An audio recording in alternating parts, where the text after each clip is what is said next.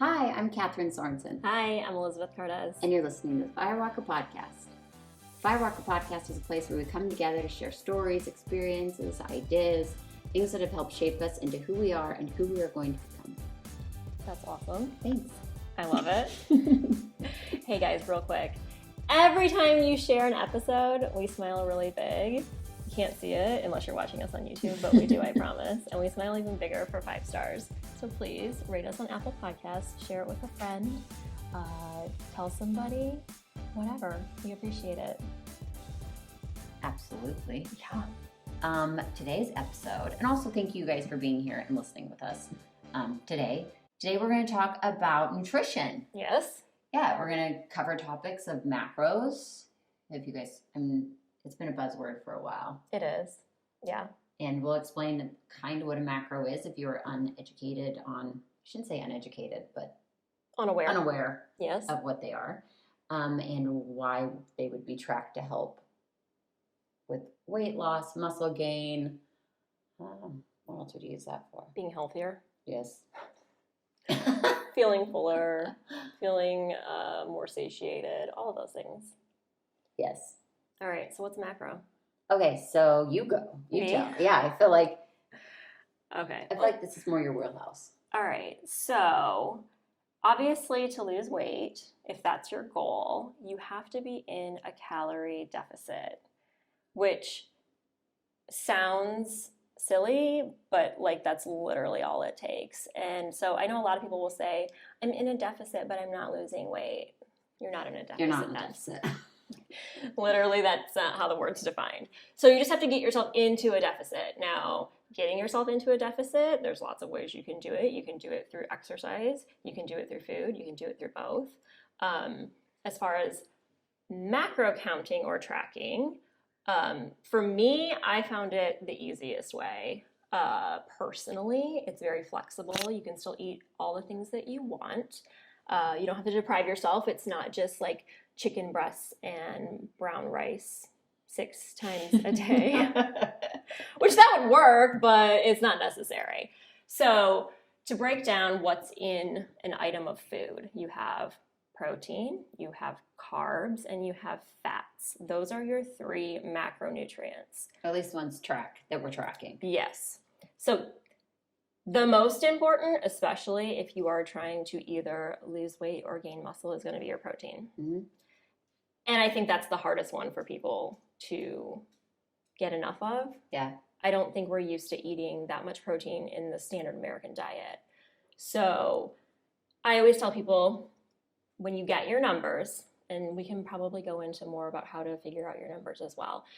When you get your numbers, attack one of those 3 first. Totally. So just protein, because it is the hardest. So once you nail that, the rest of it is easy. It does fill you up too. It does, absolutely. And there's lots of ways too. So for the last year, I've been vegetarian and I've not been tracking macros. And yes, it is hard to get protein, but it's also in a lot more food than you think it is. Yeah.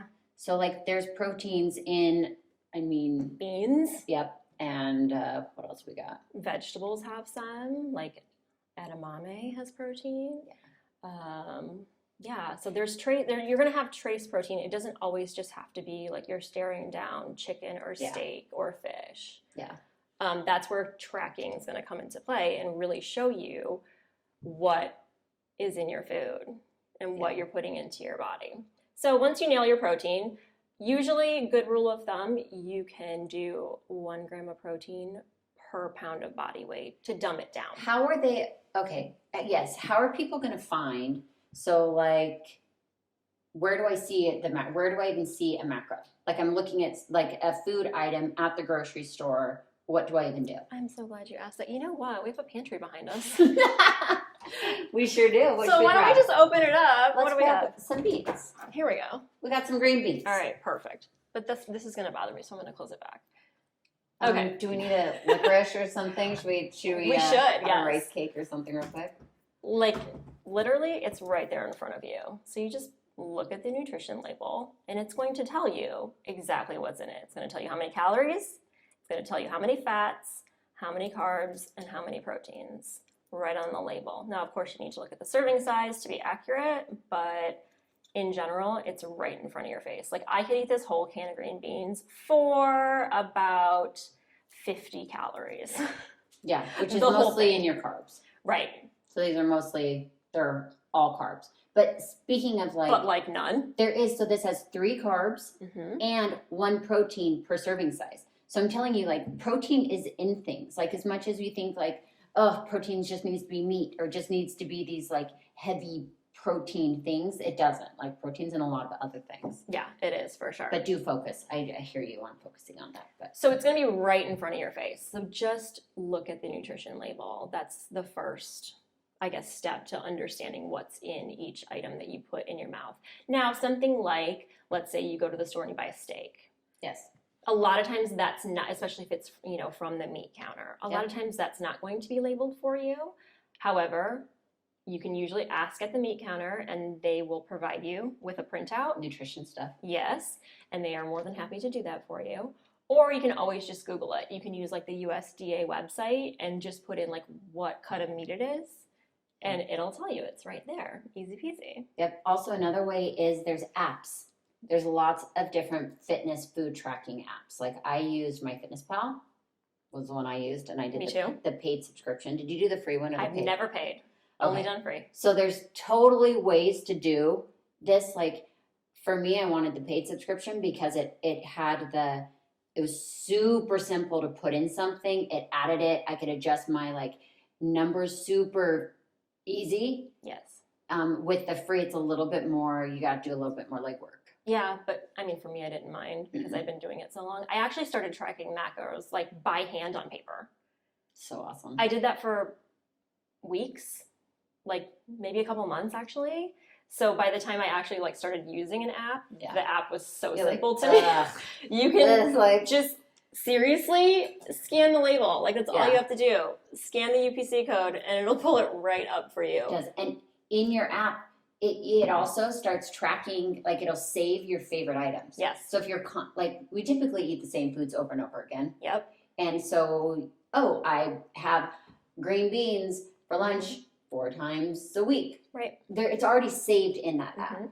And if you eat this, so like breakfast, I eat the same thing every day. Yeah. And I have for years. Now I'll switch what that meal is up, but like once I get on something, it's just easy for me. So you can actually even just like hit the repeat button. Yeah. And it'll just put it into the next day for you. So like I know every morning I eat protein pancakes and I'm getting 24 grams of protein and like I'm already on my way for the day.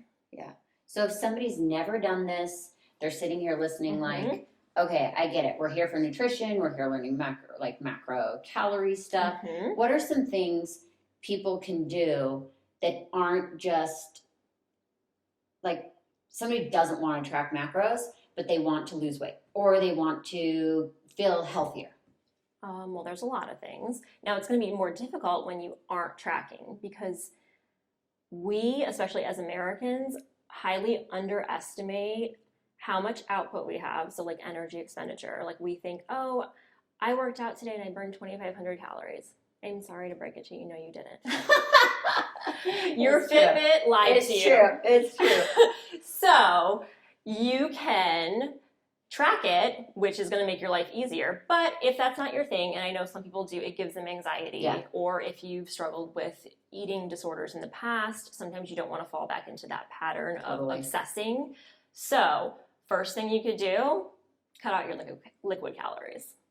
Yep. That would be my advice. So liquid calories being soda pop, Yes. being orange juice, Mm-hmm. being liquor. Yes. A lot of our calories that we drink are loaded in sugars. Mm-hmm. And honestly, they are the most empty nutritional calories you could possibly put in your body. Yeah. And they just will go to fat. Mm-hmm. So when we eat too much, so what happens is like this, like when we're burning less than what we're eating, Right. our body, they're so smart. Like we literally, our bodies are so smart. We store because we were designed to not have food at our fingertips all the time. Yes. So we overeat, and like especially women, we store fat. I mean, and men too, obviously, but women, we eating sugar, eating fats late at night, eating that goes straight to fat. Yep. Just so you're aware. it doesn't have time to burn and be used as fuel. It just gets stored. Which is, I mean, literally what your body is supposed to do for Yeah. survival. So it's not a negative thing. It's No, just it is what it is. Right. So if you eat too much, it's going to be fat. So if the scale is going up and you feel like you're dieting, you're not dieting. No. And another thing, water. Mm-hmm. Oh my gosh. Like, I could put my money on it that whoever's listening to this podcast right now has not drank their body weight in water. No. I guess I shouldn't say that's not 100 pounds of water, but it's in fluid ounces. So the minimum intake for someone should be half of your body weight in ounces. That's minimum. Yeah. Like, you should never go below that. So if you weigh 150 pounds, you should never go below 75 ounces of water a day. That's a pretty good rule of thumb.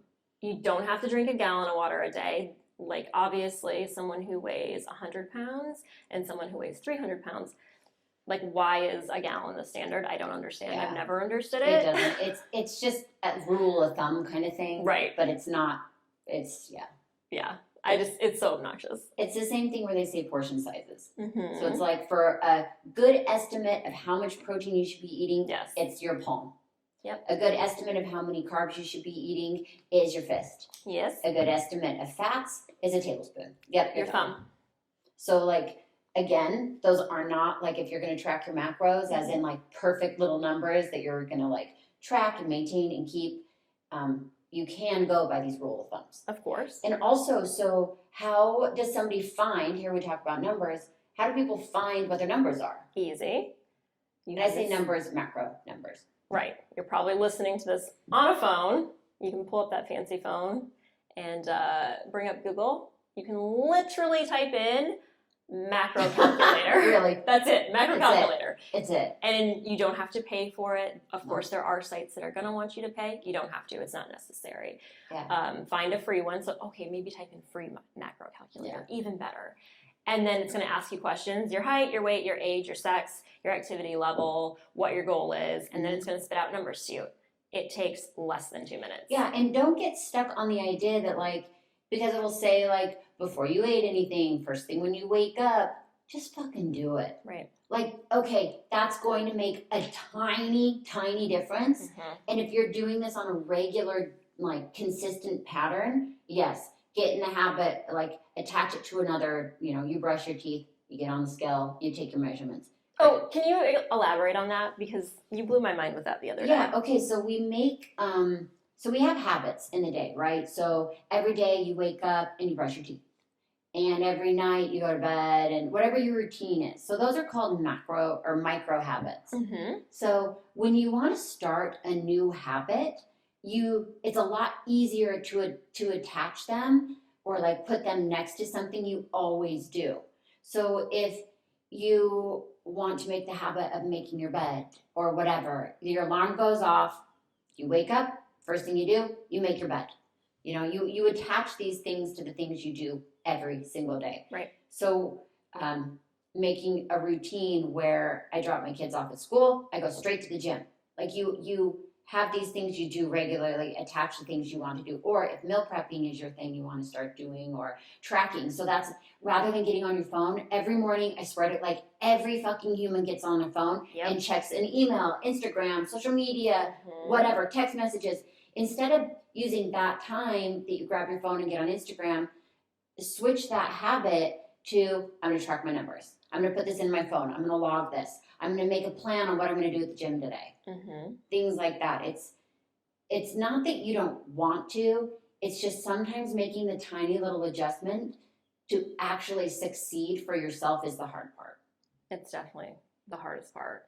Yeah. But I loved just attach it to something else because we do have so many things that we do every day. We're creatures of pattern and habit. Right. And then when you said it, then I started like thinking about my daily habits. I'm like, oh my gosh, I do that exactly the same every freaking day. So why not remember just reading a book about that forever ago, and something popped up. A friend said something. I was like, oh my God, I forgot about micro habits. Like, no, it's awesome. I love it. Okay, so you went on Google, you got your numbers. Yeah. And it's going to tell you how many calories total. It's going to break that down for you into how many grams of protein, how many grams of carbs, how many grams of fat. And then you're going to want to try to meet those numbers every single day. Mm-hmm. So how do you meet those numbers? Preparing. I feel like simple things. Mm-hmm. It's just setting yourself up for success. Again, like take the time in your day that I know it's busy and like this adjustment with kids at home from school, and this isn't easy, but doing new things that you're not used to is never easy. Right. So give yourself grace in that department and know that like I'm not going to be perfect, but I'm trying. I'm taking a baby step. I'm spending 10 minutes instead of, no minutes on it. Take a tiny little measurement of time. If it were easy, everyone would just walk around looking like $1 million and we wouldn't be having this conversation right now. So true. But it's not rocket science. It's really not. Like, you're going to eat the food anyways. You're going to cook something eventually. So why not take an extra 90 seconds to make it count? Yeah. And we were saying earlier, like, if you make something, so you can prep in advance. So say it's protein that's hard to do, hard for you to get. Prep some of that in advance and make it so it's something you want to eat. If you know shredded chicken isn't your jam, don't make shredded chicken. Right. Like cook something like make a yummy whatever. If maybe a tenderloin that has more flavor that's not as dry, or a shrimp, or you're into salmon. Prep the food that you're gonna eat. Right. Because so many times it's like, oh, I'm gonna have meal prep, and you cook this food, and you end up it sits in your fridge. You're like, I'm never gonna fucking eat that anyways. Why did I make that? Right. Now I feel bad. I have this prepped food. I'm not gonna eat it, and shame carries you away in this like, yeah, you didn't like to eat it in the first place. Why'd you cook it? Right. But I don't want people to be scared by the term like meal prep or prep your food, because I think that incites like an image of like your counter full of all Tupperware, these, yes, and everything's measured, and it's chicken and it's rice and it's green beans, and you eat that every day. It does not have to be like that. Does that have a place? Sure, if that's how you thrive and you just want it to be mindless and you don't really care about food, because some people don't. Some people don't care what they're like. It doesnesn't matter to them. Yeah, I can do that. Yeah, I like dieted for. Yeah. I mean, how many years? Ever. Of literally, but that's how I did my macros. Right. So I had very clean macros. Mm-hmm. That's another thing. There's a difference between a slice of pizza and a vegetable stir fry. They might have the same amount of calories. It's possible. Yeah, but you're not getting the nutrition, you're not getting the iron. You're not going to feel the same. You're not going to feel the same. No. Plus, the pizza is going to leave you wanting more pizza. What's crazy is you can literally still lose weight by only eating pizza. Your insides aren't happy, but you freaking can. That's what these macros, like, that's what's so crazy about it. Yeah, there was a guy a few years ago, some like professor, I don't know if you saw this. What? He did a gas station diet. Oh, disgusting. Yeah, but awesome. He wanted to prove you could lose weight. Like, basically, you don't have an excuse. Yeah. Like, you can go to the gas station, and as long as you are still in a calorie deficit, you could eat Twinkies and bags of chips. Oh, he probably he probably felt like shit. I'm sure he did, but point being, like, you could literally eat anything you want and still lose weight within a calorie deficit. That's crazy. I know, disgusting. I do think that there's importance and value to be stressed on having somebody to keep you accountable. Yes. So if you have an accountability partner or a, because a lot of times, okay, so back up a little bit for yes. Your macros need to be adjusted. Mm-hmm. So there comes a time when your body, like we said, like the body's really smart. Yep. And it gets used to what you're doing. Mm-hmm. So a lot of that, like, even if you're not exercising, you're not anything, you just are tracking your numbers, your body gets used to those numbers and it's going to plateau. Yep. So what there's like, if you ever heard the term, like, I got my numbers adjusted, your macro numbers need to be switched up some ways so that your body keeps, it has to, like, do work.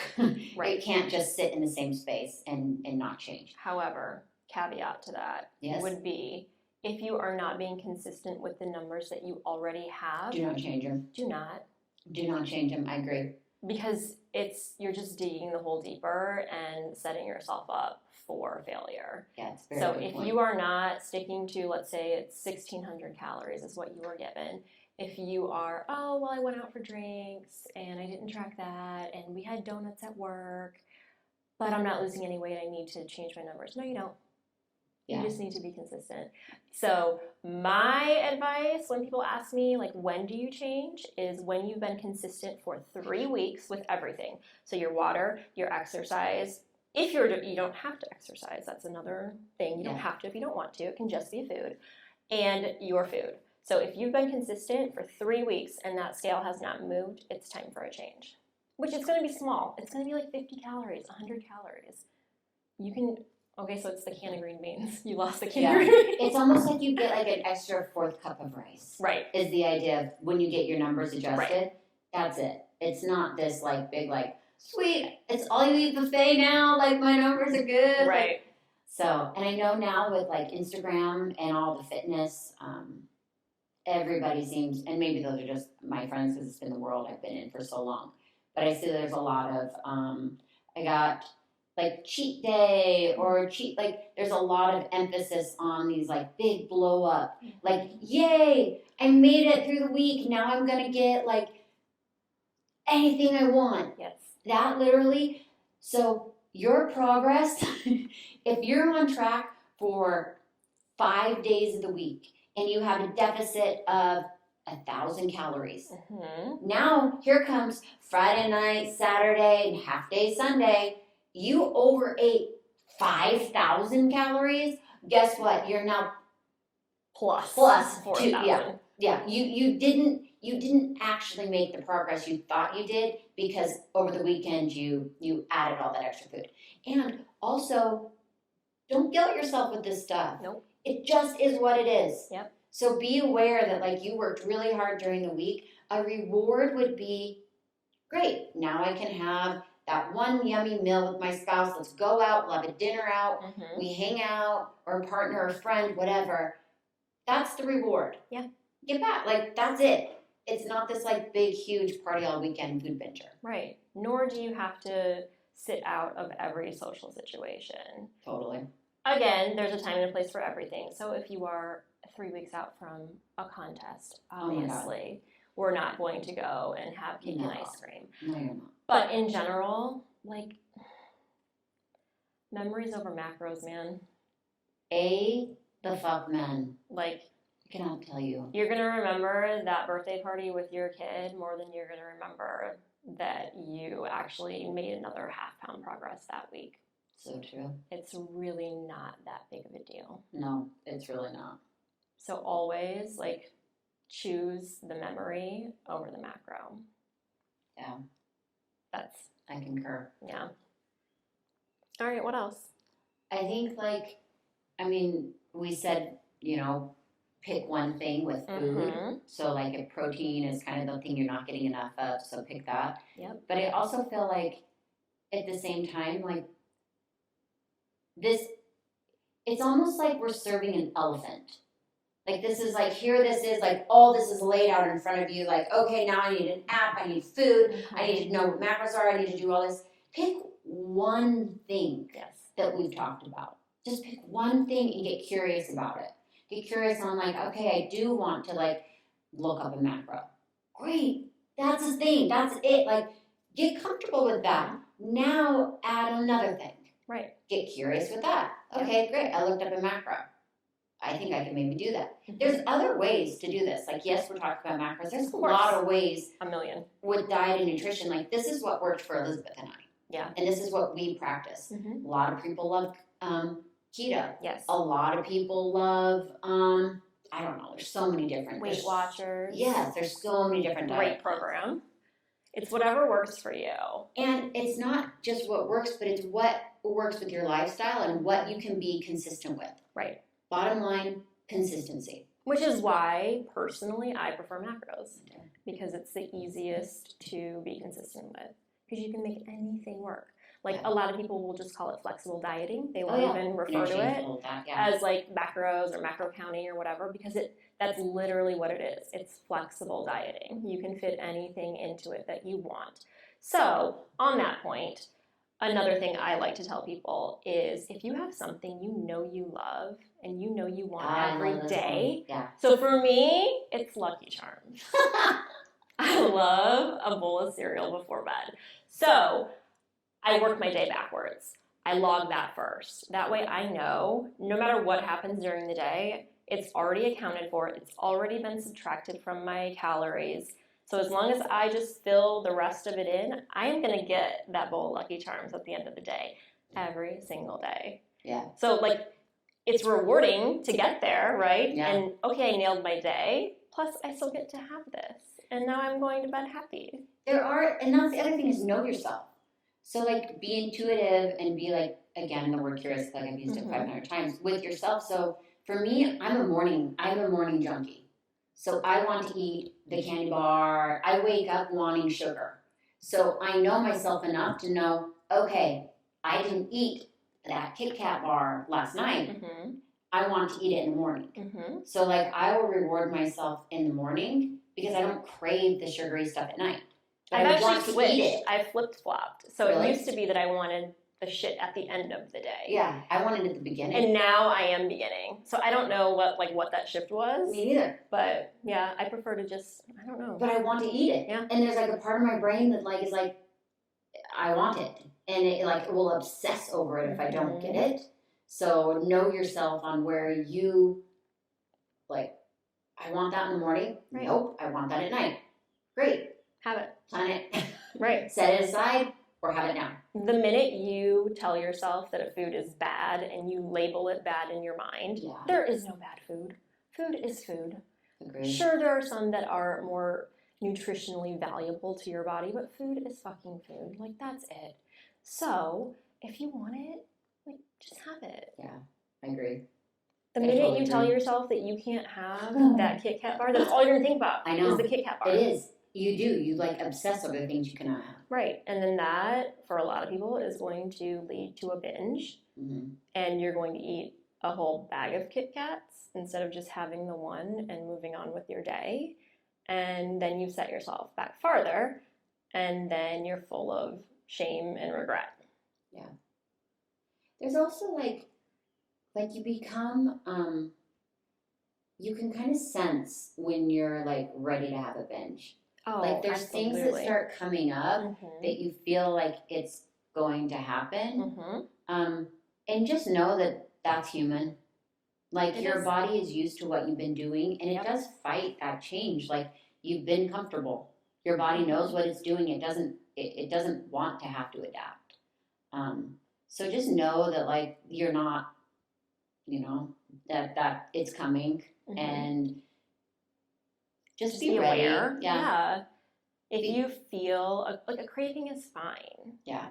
It's not a bad thing. People like put it in a negative connotation. It's not a bad thing to crave something. No. And if you want it, trying to eat around that craving. So if you're like, I really want a chocolate bar, if that's your thing, whatever. So instead you're like, oh, well maybe I'll have this granola bar that has like some carob chips in it. And that It's not going to satiate It's the not. craving.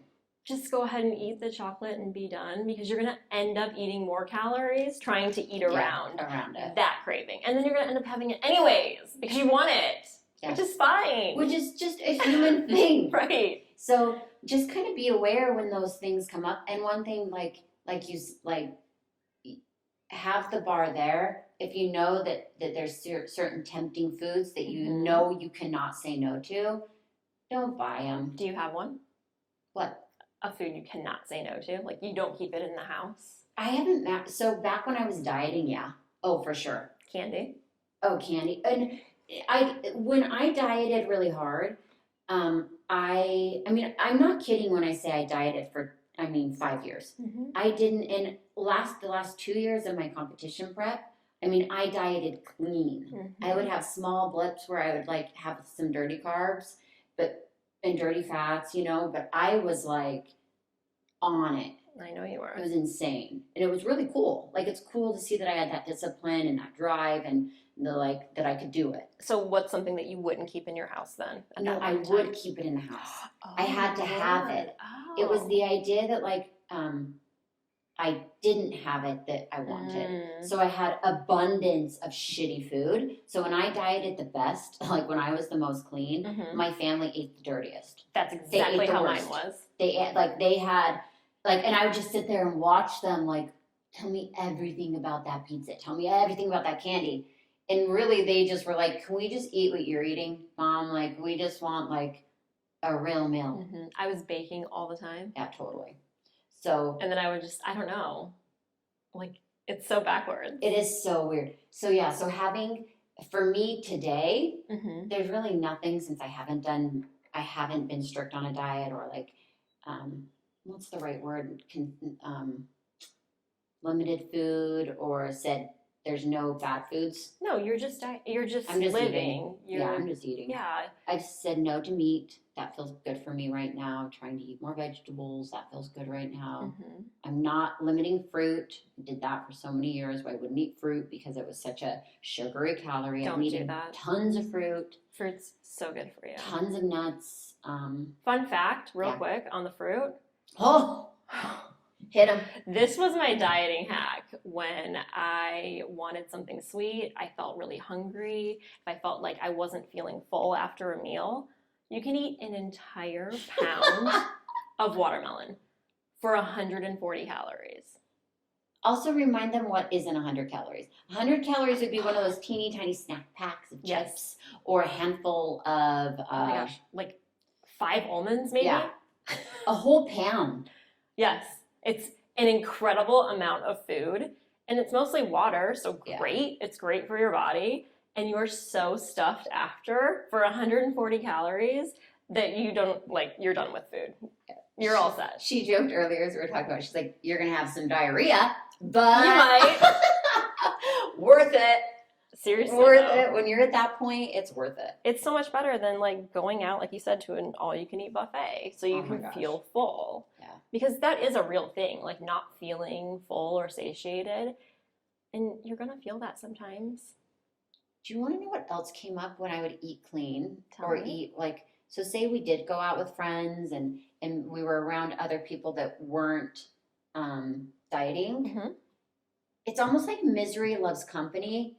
And it was really hard to be in positions where I was choosing something for myself over the group's choice collective. Okay. So like we'd go out and eat and be like, no, thanks, I don't want any. Oh, come on, have some. Like, what, you don't want any? Why don't you want any? Have some fries, have some of this. Like, no, thank you. Mm-hmm. So like, just be respectful of other people when they're in that space where they're trying to eat healthy or they're trying to eat clean and maybe you weren't at the time. Just be aware of what other people are going through. Like, it's hard for them to say no to those things. So maybe try not to push it. Mm-hmm. Maybe try to like have them, like let them have the space to do what they need to do. And it's nothing to do with you. Nothing. It's completely to you do with order them. whatever you want to eat. They're not judging you. Don't judge them. Do you know who is usually the biggest offender of that? Like of shaming someone or trying to guilt them into eating something? It's the person's spouse. Really? Mm-hmm. And I know, like, for my husband, he's quite supportive of all of my food endeavors over the past 8 years. But even in the beginning, he would kind of be like, I just don't understand. Like, why? Just eat it. Yeah, just eat it. And it had nothing to do with me and my choices. It was more that it made him feel better about his choices. Yeah, that's what it is. I were to partake with him. That's what it is. It's like they want to be doing what I was doing, but they didn't have the know, the desire, the drive, or the whatever at the moment. So justify it for me. Yeah. And go ahead and eat this so I feel better. I also saw how inspiring it was, though, for my partner to see me do this. Like, I saw, like, changes in eating patterns for him, and I'm, like, willingness to look at other ways to, like, go about diet, nutrition. And I know that it was really hard on the family when I did that, but I do think that it opened a lot of doors and opportunities for my family to like grow and expand within their own diet and nutrition as well. A lot of people will decide to diet together as a couple. Which how do you feel about that? I think it's fine if it works for you guys. But I find personally, like when my husband and I have tried to like do something in the past, like remember Atkins? Did you ever do Atkins? I didn't ever do it, but next to the Mediterranean diet. Yeah, like whatever it is, it never worked out ever. Like we never stuck to it. So when I started doing flexible dieting and counting, it was just for me. I didn't need someone to be in it with me. And that actually ended up making him more curious about what I was doing because he saw, oh my gosh, it does work. Like, you look amazing. You lost 40 pounds. Like, I want to look amazing too. Yeah. And it makes them more curious and more like willing to join you on your journey. It's reverse psychology, maybe, kind of. It's kind of like having your own thing, like how important it is to just have your own things in life that like are your things. And yes, invite others to join when they're ready or if they would like to watch or whatever. Right. But I think it's so important, to have your own hobbies, your own interests, your own ideas, your own, that not everything has to be done because your spouse or your partner or your roommate isn't doing it with you. Right. You don't have to sell somebody on what don't. Works for you. No, you don't. So please don't let us completely sell you on counting macros. If that's not your jam, that's cool. Like, it's just what was easiest for us. But like Catherine said earlier, there's a million other ways you can go about it. Just be consistent. Like, if you walk away from anything from this podcast, or I hope you're walking away with a lot, but just be curious onto why you are wanting a change. Is it you just don't feel good?